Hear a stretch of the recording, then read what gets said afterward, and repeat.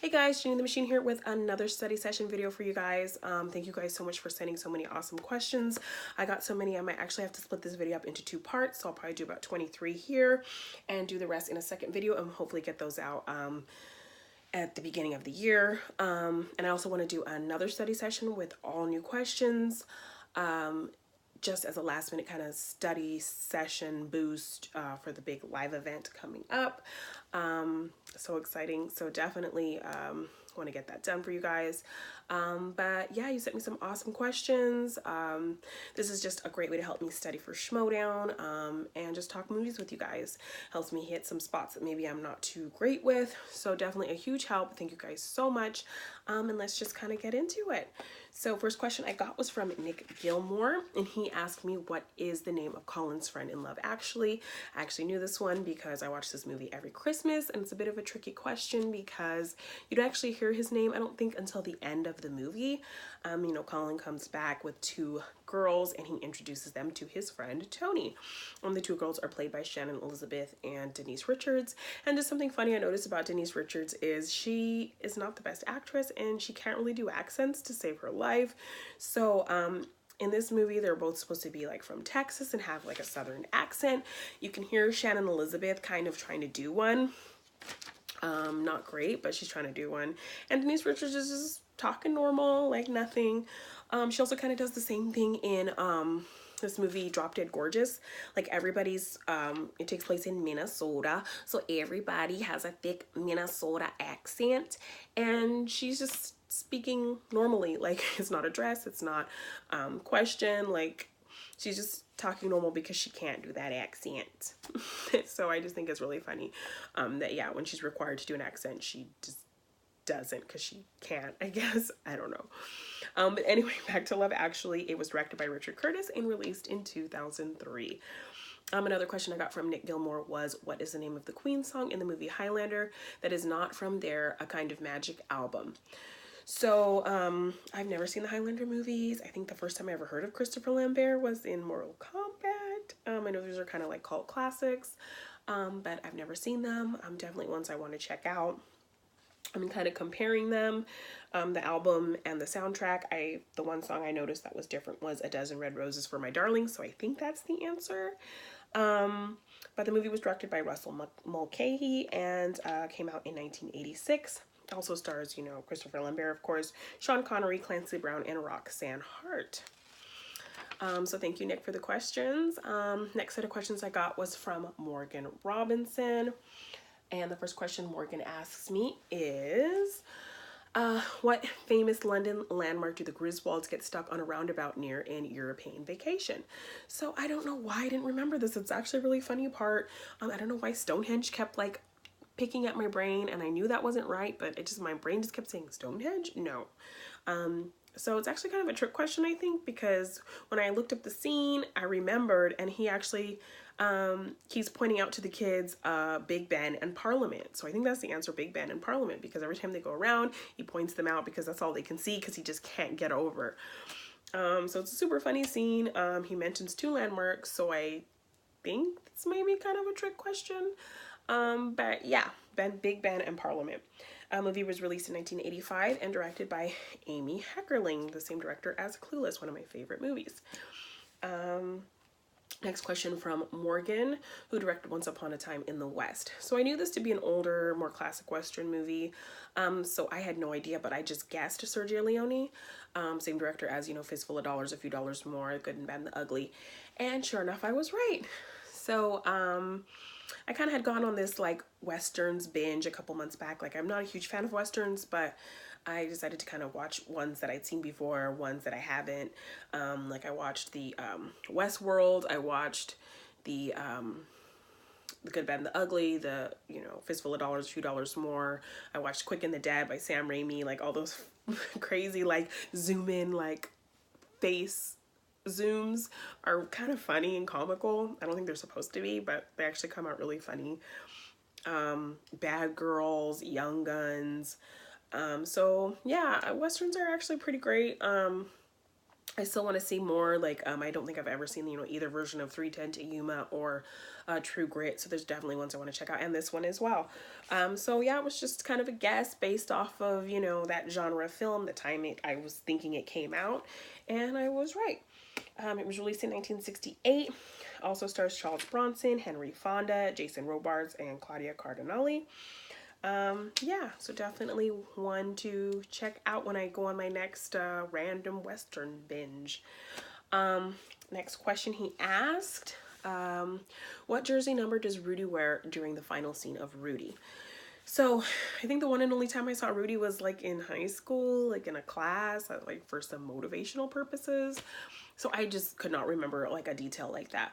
But I think all I would have had to do was look at the DVD cover, because that scene, the final scene, him on their shoulders, he has a big 45 on his jersey. So I'm pretty sure the answer is 45. Yeah, I haven't seen this movie in years, so I just wouldn't have remembered that off the top of my head. It's directed by David Anspaugh, released in 1983, based on a true story. The school he wanted to play for was Notre Dame. Also stars, Sean Astin, Jon Favreau, Ned Beatty.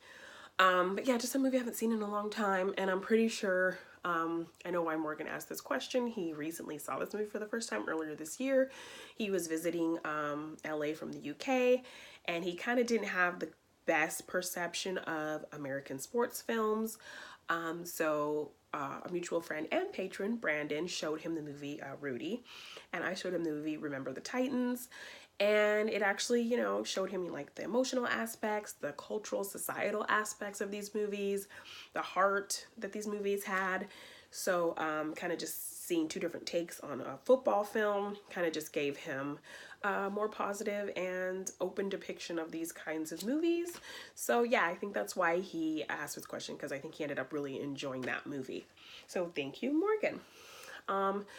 Next question Morgan sent me, kind of ashamed I did not know this one. I should have. The question is, Lon Chaney Jr. was the first actor to play which classic Universal monster? So Morgan has a podcast called It's a Wonderful Podcast. Check it out. And he did an episode on the answer to this movie, and I actually listened to the episode and really enjoyed it. And Lon Chaney Jr. sounded so familiar to me, but for whatever reason, I just could not think of what it was. I mean, I knew it was not Dracula, because that's Boris, or that's Bela Lugosi. It was not Frankenstein, because that's Boris Karloff. So I just, I don't know why I couldn't think of it, but the answer was The Wolfman.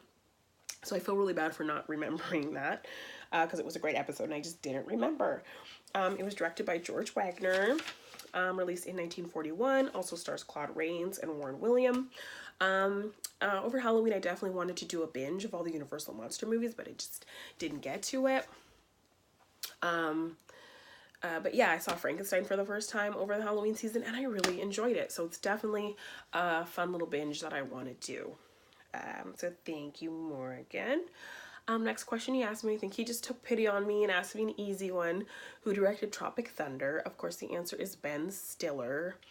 Really fun movie. I love the opening. It's so great. Like, it just opens on these fake movie trailers with these actors to kind of introduce you to each character. So I thought that was really fun. Robert Downey Jr. playing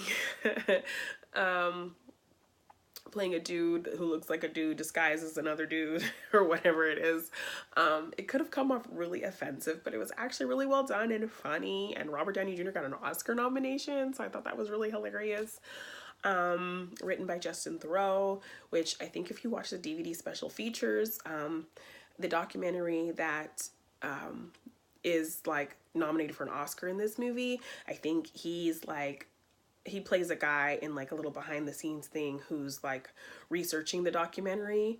So it's kind of funny. So if you do have the DVD, check out the special features to see that little, thing of Justin Theroux playing the guy who is who either made the documentary or is researching the documentary that is nominated for the Oscar in the movie, I think. So yeah, just a fun little thing in there. Tom Cruise is unrecognizable as Les Grossman. The cast is just really great and hilarious.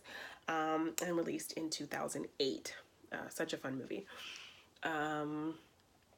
He also asked me, what is the release dates for The Day the Earth Stood Still?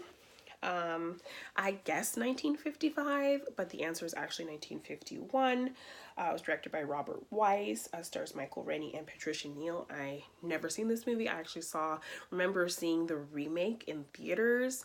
That one starred Keanu Reeves and Jennifer Connelly. I think Jaden Smith is in it. John Hamm, John Cleese, Kyle Chandler, Kathy Bates, all in the remake. Was released in 2008, directed by Scott Derrickson. I don't really remember much about it. I remember it not being great and not being very memorable, so I'm sure the older one is a lot better. But yeah, I just remember that they did remake it. I remember that I saw it in theaters, but I don't really remember anything about it, and it probably is not even comparable to the original. He also asked me for the release date of Young Frankenstein. And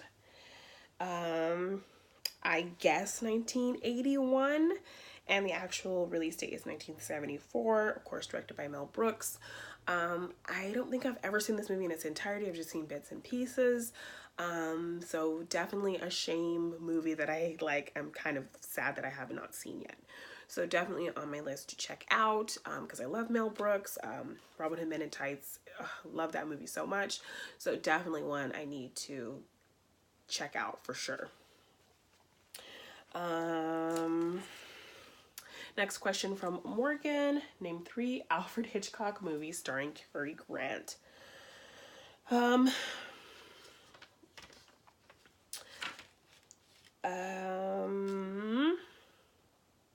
Of course, the only one I knew was North by Northwest. I had no idea about the other ones. But it's North by Northwest, To Catch a Thief, and Notorious. Actually was kind of starting a little Hitchcock binge as well. So definitely movies I need to check out. I don't even think I've seen North by Northwest. But North by Northwest was released in 1959. To Catch a Thief was 1955, and Notorious was 1946. I recently watched the movie Rope. That was 1948, and Shadow of a Doubt, 1943. Hitchcock movies that are not as popular maybe, and they were actually really enjoyable, so I really do want to kind of go back and check out his filmography and a lot of these films. So yeah, the only one I knew was North by Northwest. But yeah, definitely need to brush up on my Hitchcock. Yeah, next question. Which movie won a Best Picture in 1987? And the answer is Platoon. I had no idea. It was released in 1986, directed by Oliver Stone, starred Charlie Sheen, Willem Dafoe, Tom Berenger, and Keith David. I know this is a classic war film. It depicts a lot of really gritty, painful war aspects, but just one I've never seen. I'm not a huge fan of war films. Not that I'm against them, and not that I haven't seen any I liked, just not my go-to genre. But I know this is a classic, so I mean, yeah, I'm making myself look really bad. There's a lot of great movies that I have not seen, but I think that kind of goes with a lot of people. There's a lot of crazy things that you'd be surprised they haven't seen. So yeah. Next question. In I Am Legend, what is Will Smith's character's name? So I only kind of remembered this because I was watching the Harry Potter movies, and one of the trailers was for I Am Legend, and in the trailer he says, I am Robert Neville, Dr. Robert Neville, blah, blah, blah, blah, blah. So I knew his last name was Neville. I couldn't remember his first name, but when I watched that trailer, I was like, oh, Robert Neville. So I guess that's kind of cheating because technically when I first went to answer this question, I remembered Neville, but not Robert, and then I watched a movie that had a trailer for it that said Robert Neville, so then I knew it. So yes, the answer is Robert Neville. It was directed by Francis Lawrence. I believe he directed the first Hunger Games movie, released in 2007. Just a lot of little fun things in there. You see the Times Square, the Batman Superman poster kind of predicting the future. I remembered his dog's name was Sam. Like, you didn't know it was a girl at first, and then you realize her name's Samantha. No, that's such a sad scene.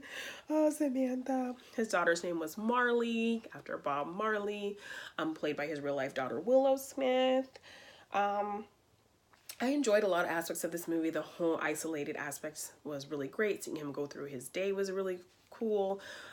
The part where he's locked in there with all the creatures and he has to be quiet and it's super dark and he can't see, that part terrified me when I saw it in the theater. It was so tense.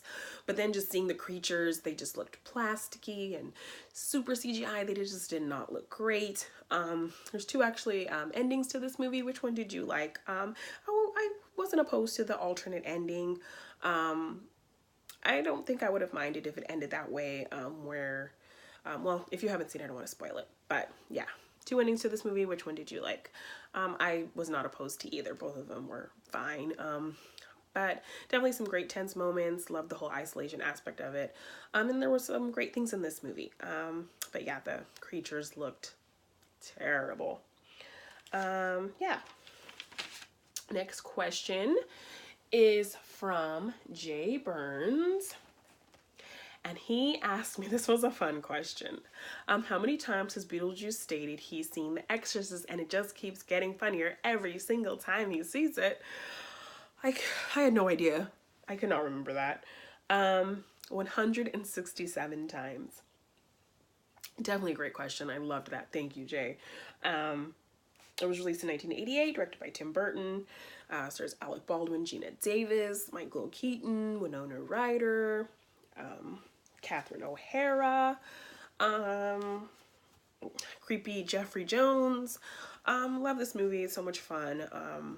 The effects were really well done. Just some fun little things. When they did the whole Beetlejuice as a snake, they actually did that before Michael Keaton was cast, so that's not like based off his face. They just made that. There's a part where Catherine O'Hara, she's cooking, and if you look at her pants, they're not really pants. She's actually like wearing a sweater, and her legs are going through the arms of the sweater, and she just has it like kind of tied up a certain way to look like pants, but it's actually a sweater that I think her husband's wearing in an earlier scene. So kind of look for that. Love the use of the Harry Belafonte songs in this movie. That was really fun. Of course, the Deo scene is like classic, iconic. Just other things I thought, I might get questions about. How did Adam and Barbara die? They died in a car accident. Lydia's wedding dress turns red. The songs that they use, Jump in the Line at the end, and Deo in the earlier scene. The handbook is called the Handbook for the Recently Deceased. Yeah. So anyway, just a fun movie. Love it. Thank you. I just loved this question. It was really funny. Thank you, Jay. Another question from Jay. What constellation shoulder does Rutger Hauer say he's seen attack ships burning off in the film Blade Runner? So I remember I've kind of started Blade Runner like more than once and tried to get into it, and I could not get into it. So it's not, I haven't completely given up on it. I definitely need to sit and just try to watch it and just get into like the meat of the story. But yeah, I had no idea. So in looking up the scene and doing research, I saw the answer was Orion. Blade Runner was released in 1982, of course, directed by Ridley Scott. I know this is like a huge, great sci-fi film. I don't think it did well when it came out, but from what I've seen, there's some great visuals. Harrison Ford is always great. So definitely one I haven't given up on. I've just tried to watch it a few times and just could not hold my focus. So I kind of want to get past the beginning and get into the meat of the story, and then I think I'd really enjoy it. But yeah, I did not know that one. How many systems does Dr. Evazan say he has the Death Star in Star Wars A New Hope? So I'm a casual Star Wars fan, so I don't know all the tiny little details of things, but the answer is 12. Released in 1977, directed of course by George Lucas. Dr. Evazan is played by Alfie Curtis, and he's uncredited. Next question from Jay. What 2014 film has these stars in it? Nick Frost, Rashida Jones, Chris O'Dowd, and Ian McShane. I had no idea. And the answer is Cuban Fury. Released by directed by James Griffith. Yeah, I remember Olivia Colman was actually on an episode of Graham Norton, because I tend to go in that Graham Norton wormhole where you watch clips on YouTube and then it kind of just goes to the next one and the next one. And that show is so much fun, and like the actors that they get on there and the people they get on there are so funny. And yeah, so I remember watching an episode with Olivia Colman, and she was talking about what it was like learning the dance moves and all of that stuff. So it definitely looked like a fun movie to check out. But as soon as I saw the cover, I knew what it was. And yeah, I could not pull the answer. So thank you, Jay, for that. Next question from Jay. Name 7 of the 12 dwarves from the Hobbit films, not the Lord of the Rings movies. So this is a franchise like Blade Runner where I've started it, I've tried to get into it, and it just loses my focus. So these is like a set of movies I need to watch with somebody who loves these movies, because I feel like if it's something I'm not super into, if I watch it with somebody who loves it and can kind of get me excited about it, I will enjoy it too. So these are definitely movies that I need to watch with people. So I had no idea. I'm like, what, 7 dwarves and Snow White? I have no clue. So in my research, I found there's Balin, Dalin, Bifur, Bofur, Bombur, Dori, and Nori. Yeah. I enjoy the cartoon version of The Hobbit from 1977. I remember watching that all the time with my brother. But yeah, The Hobbit movies released in 2012, 2013, and 2014, all directed by Peter Jackson. So yes, definitely a series I need to watch, but with people, so I don't get completely bored out of my mind. Jay Burns, again, thank you, Jay, also asked me who plays the vampire that turns Luke Evans in the movie Dracula Untold. I did not see this movie. I mean, I'm a huge fan of Luke Evans, but it did not interest me. It was, of course, another attempt to revitalize the Universal Monsters franchise, along with I, Frankenstein and Victor Frankenstein, and probably Van Helsing, and all those movies were like attempts to like revitalize this franchise. And then of course the ill-fated Mummy, ugh, so bad. The Tom Cruise one, I love the actual Brendan Fraser ones, those are so good. But yeah, I had no clue, so I looked it up, and I believe it was Charles Dance, Tywin Lannister from Game of Thrones. This movie was directed by Gary Shore and released in 2014. Yeah.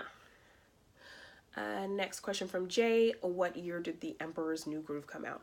So this was a Disney movie that I was never really interested in seeing. I mean, I heard people love it and it's like a fan favorite movie, but it just never piqued my interest. Like the voice actors, you know, I love Eartha Kitt, but I heard her villain's really great. I heard people love what's his name? Kronk, I think.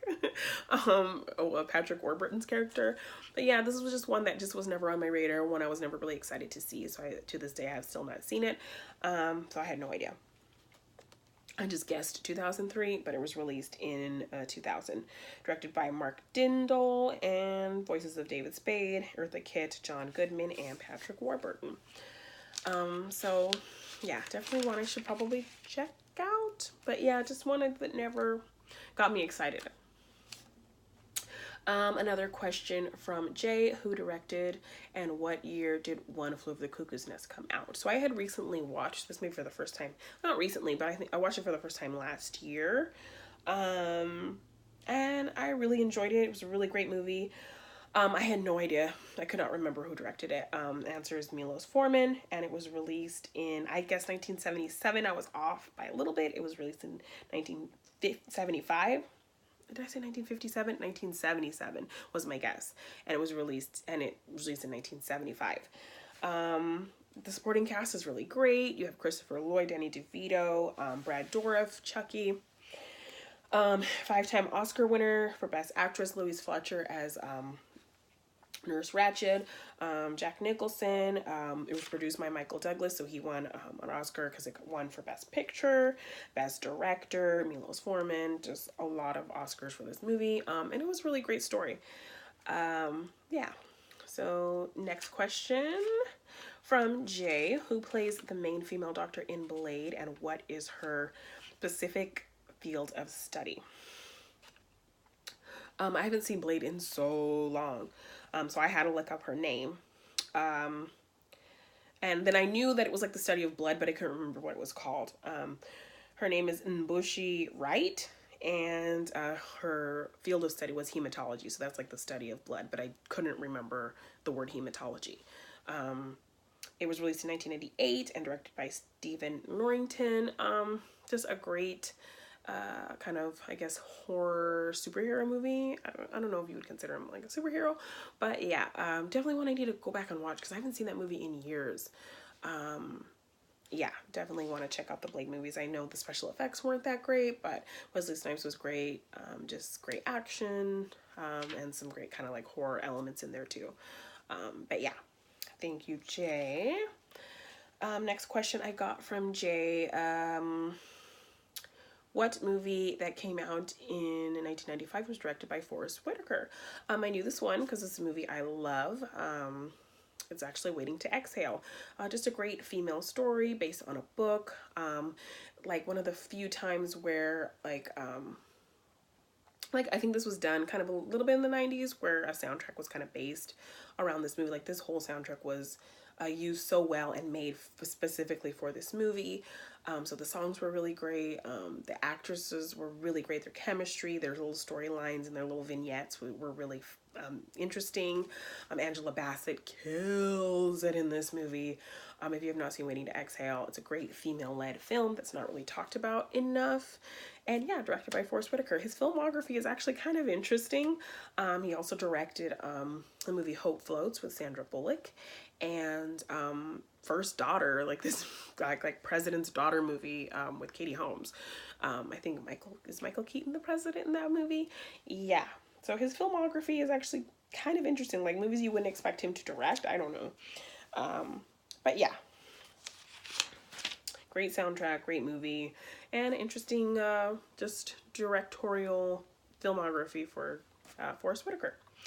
And the last question I'm going to answer in this video is also from Jay. What city is the primary location of the film Menace to Society?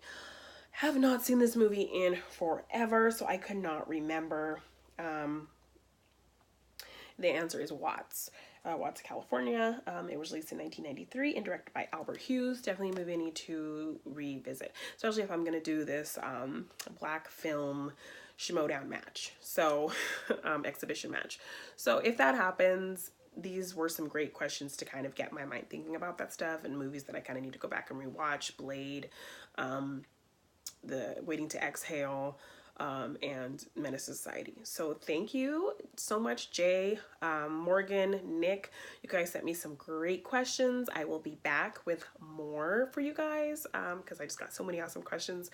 This was a great help, great study aid, so much fun, and I hope you guys like this video. I hope you guys liked just me kind of rambling on about movies and what I know, what I don't know, what I love, and what I am like missing in my movie history. But yeah, thank you guys for being here with me, listening to me ramble, and helping me study for the Schmoedown, because this is a huge help for this big event coming up. So thank you guys so much. You're the best. And I'll see you in the next one.